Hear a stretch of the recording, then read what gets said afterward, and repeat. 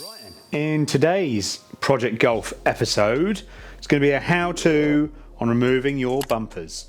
So if your bumpers, like ours, have seen better days, such as nasty scraping down here and horrible, it's almost like someone's been fingering the bumper with sun cream hands or something. I don't know, no idea. They obviously like touching the bumper.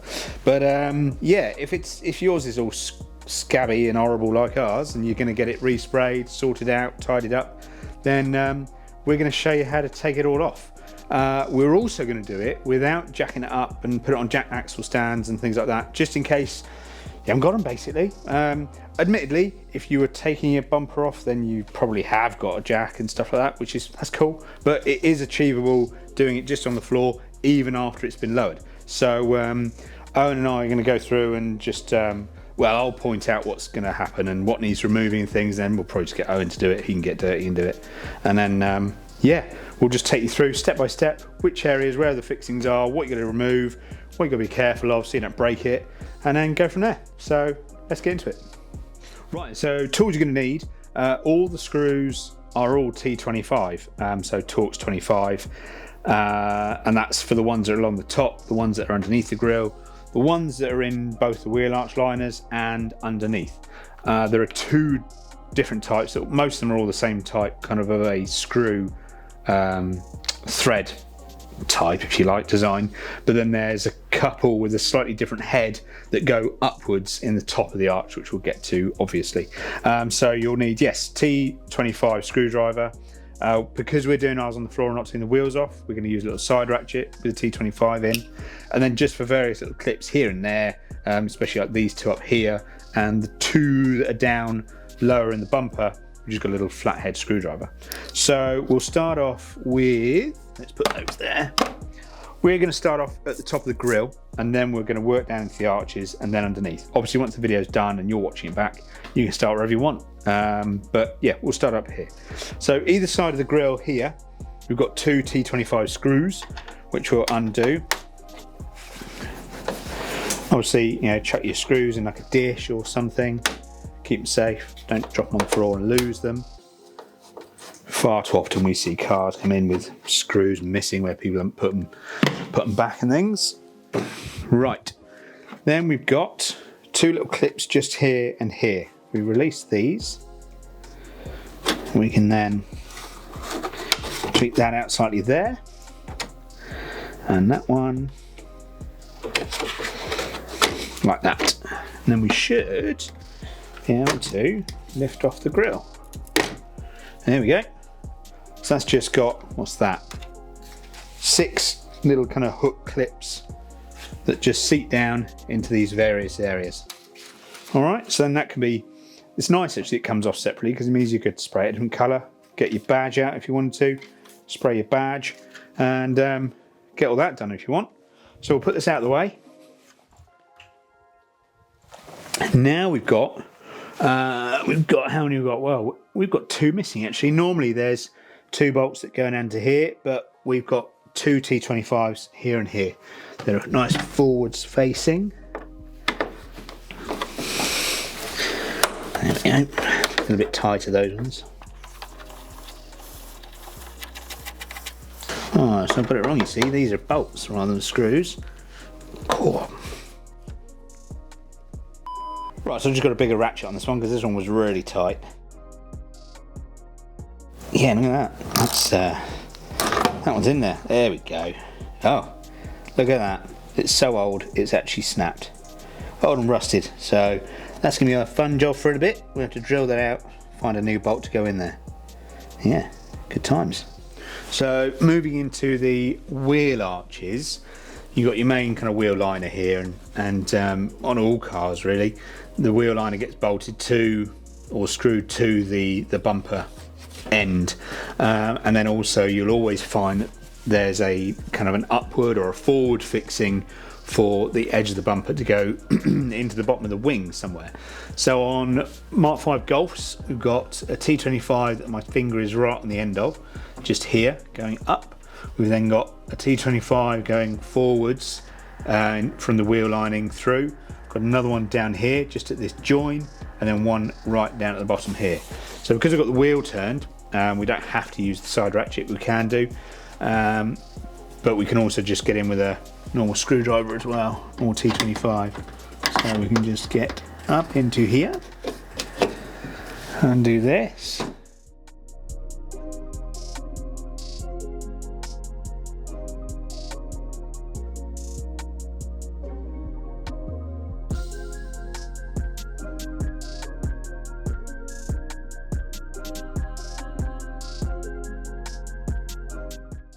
So those are our 4 fixings out.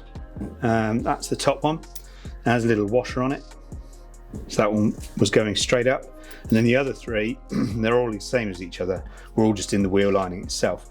There are, I think I've seen before on some of the Mk5s that there's like 2 fixings down here.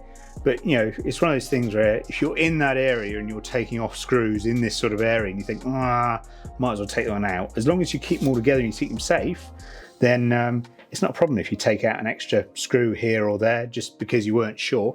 So you can just give it a go, and then you'll find that your wheel lining will be nice and loose, and bumpers all starting to become nice and free. So Owen's doing the other side at the moment. It's exactly the same, so you can just attack both sides in the same way, and then we're going to get underneath. So what we'll probably do is roughly show you where they are if you're attacking the bumper from where we are now. Once we've got the bumper off, we'll then show you where those screws were and yeah, how it all looks. Okay, now Sammy's lying down on the floor with me. He's normally a fan of that sort of thing, but we can now see these fixings that we need to get to under here. So we've got one at the kind of bottom of the arch, just here behind this little, I don't really know what that is, little wheel deflectory wind thing.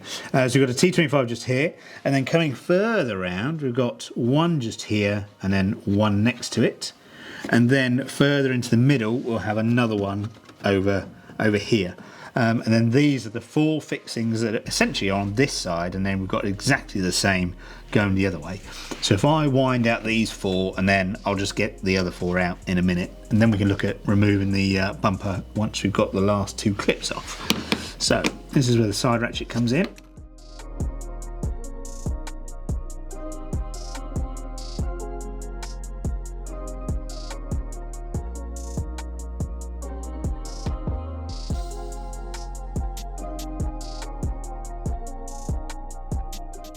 There we go. That's those 4 out. Obviously, I made it a little bit harder because I was doing it blind. I couldn't actually see the screws apart from this first one. But you know, once you've worked out roughly where they are, it's it's not too bad. Just a bit fiddly. Some are a bit corroded, obviously. So take a little more to come out, but that's cool. So I'll get the ones done on the other side, and then we'll start looking at getting the bumper off. Right, so the final fixings that are kind of holding the bumper on in place is down in the center lower grille.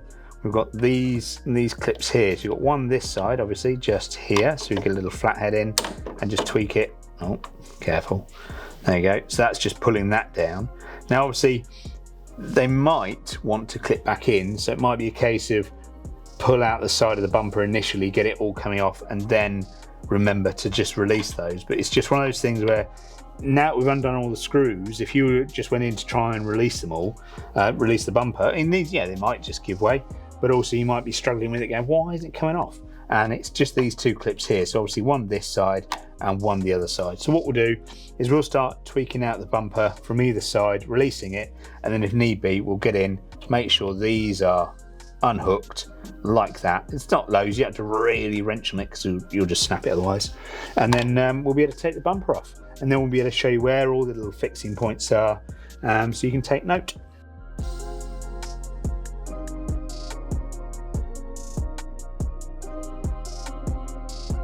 Right, just wanted to mention where the fixings are that we were working with. So these are the ones that you couldn't necessarily see under the car because we didn't jack it up basically, but at least you can get a point of reference for where they are. So this is the first one that was down by the end of the arch that you saw me undo, the 2 that were next to each other, and then the middle one, and then obviously you can see that's just mirrored on this side here. So it's not too difficult, and they're all the same size. You just have a little feel around, and like I said earlier, if you do end up taking out extra bolts, as long as you put them back in, it doesn't really matter. It's all good. It's all part of learning, I suppose. But yeah, so I think that's front bumper off. So now we'll spin the car around and have a look at getting the rear bumper off.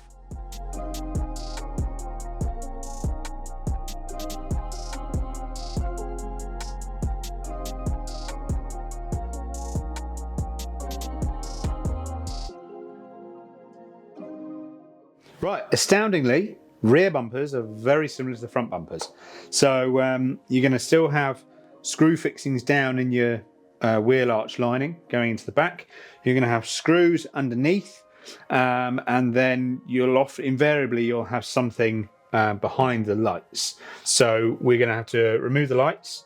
We're then going to get in and undo the screws that are underneath those, and then go from there. Basically, it's all pretty much, it's very similar on loads of cars. So you can kind of bring a lot of this kind of knowledge, if you like, towards any car you want. If it's a car I've not really worked on before, I'll always remove the rear lights, because otherwise you can just guarantee there's going to be a clip or a screw or something behind there, but sometimes they're not. But it's always just easier to just whip the lights out, and then you've got all that access and freedom to see what you're doing.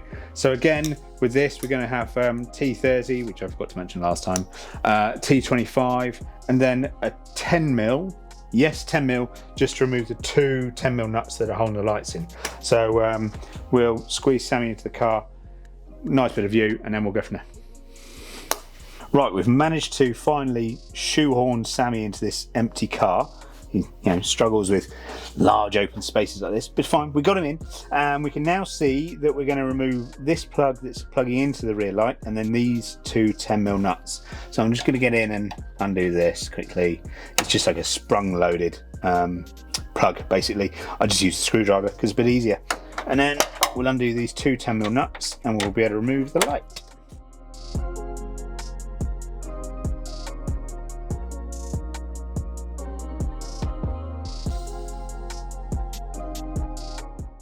There we go, two 10mm out, and then we can get on and start removing the light from the outside. Right, you might not need a trim tool to get in down this edge, but sometimes you do, because some lights, I don't think these do. Can you give them a wiggle? Yeah, no, I don't think there is.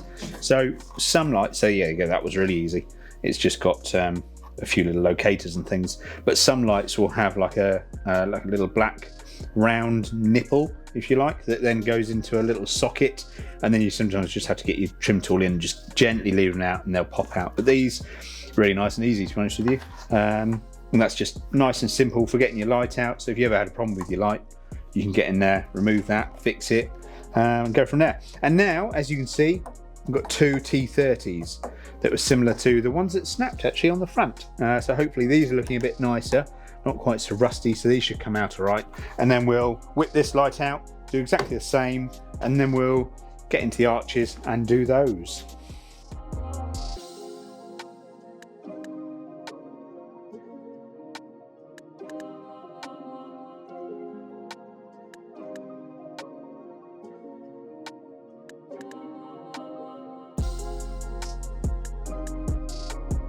So something we find quite often is sometimes screws have been replaced at some point. Now, admittedly, this one up here I thought was going to be a T25, but it's looking like it's possibly going to be a T20.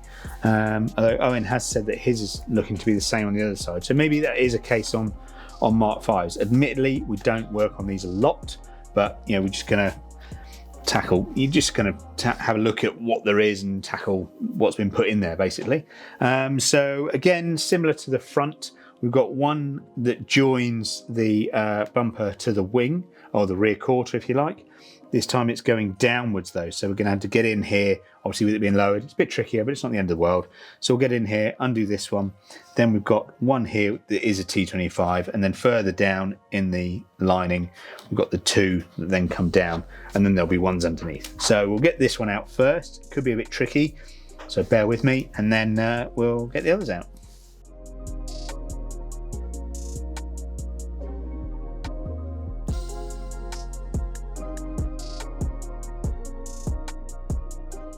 So obviously you can see it was struggling to come out because it's just rusty. Basically, it's all just starting to corrode where it's mainly being held in the spring retainer.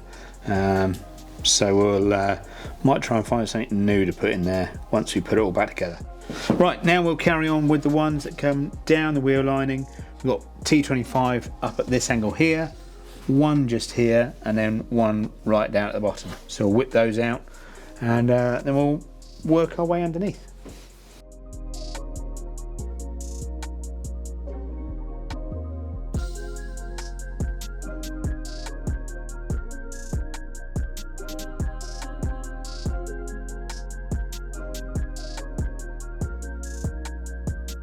Right, so underneath the car, we've got, again, bottom of the arch kind of area where the wheel lining comes down. We've got a T25 just here, pointing straight up.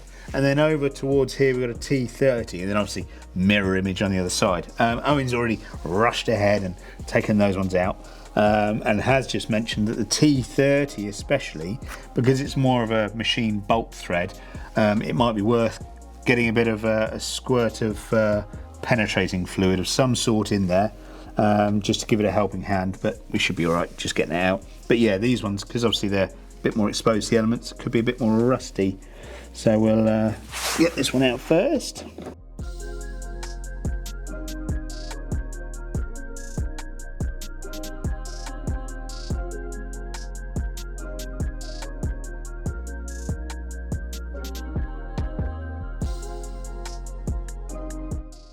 Yeah, more rusty bolts, but that's fine. We can sort those out. And then as you can see, that's all a little bit looser. There you go, it's dropping loads of crud all onto the light. So now we can start looking at getting the bumper off.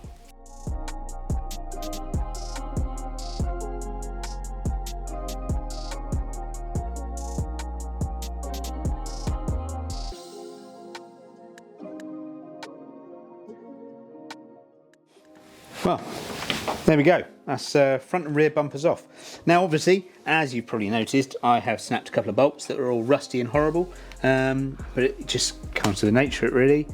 Yes, you could have squirted some WD-40 in there, but even then, you're not necessarily going to be able to remove the thing. But that's fine, because all you do is just get up, drill them out, run some new bolts in, and you'll be all good. But hopefully, that's been a useful video for you if you do want to get your bumpers off and get work done on them, or whatever it is you need to do. You know, if you were fitting some sort of aftermarket parking sensors or something, you can do all that sort of stuff. And that's it really. The reverse of putting them back on, well, putting them back on is just the reverse basically. Just think about where your bolts go, make sure you don't forget any, and yeah, that's it. How to remove your bumpers on your Mk5 Golf. Another episode done. Soon we'll be looking at getting the doors sorted so we can get on with sound deadening and things like that. Check out the next episode. See you soon.